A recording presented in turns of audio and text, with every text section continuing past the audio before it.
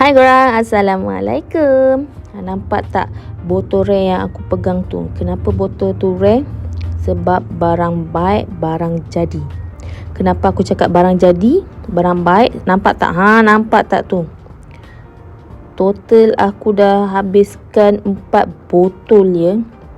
Itu 4 botol, dan botol yang terakhir itulah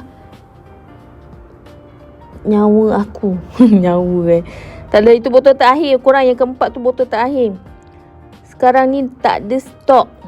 Datuk tolonglah restock banyak-banyak kot. Medium, okey, medium. Saya sangat memerlukan. Okey. Ini daily makeup aku lah. Pergi ambil anak balik sekolah, lepas tu pergi Ion, jalan-jalan kat Ion, makan-makan kat Ion macam tu. Lepas tu baru balik. Korang tekan 4 pump foundation tu, sunscreen foundation tu. Lepas tu korang buat putaran macam lumur dekat tapak tangan sebanyak 8 hingga 10 kali.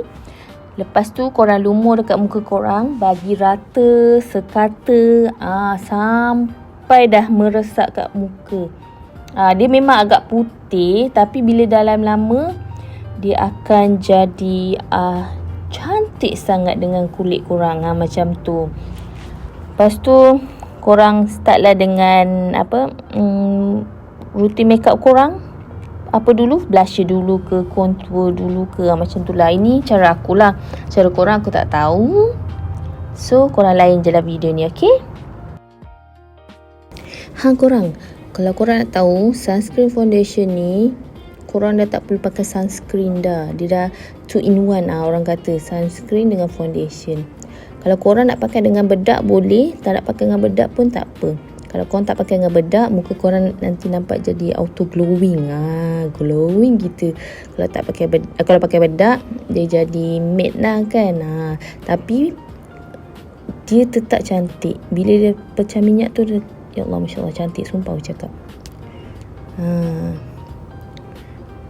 So tak menyesal korang berhabis duit dengan produk Datuk ni.